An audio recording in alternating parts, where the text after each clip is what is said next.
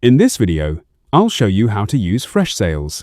Let's get started. First, sign into your Freshsales account. Once you're on the dashboard, you'll see the main navigation menu on the left. From here, you can access contacts, accounts, deals, tasks, and analytics. Now, click Contacts and select Create Contact to add a new customer. Fill in the required details and click Save. You can also create accounts and deals from the same menu whenever you need them. Next, open Deals to manage your sales pipeline. Click Create Deal, enter the deal details, and assign it to a contact. As the deal progresses, simply drag it to the next stage in your pipeline. After that, click Tasks to schedule follow-ups, calls, or meetings.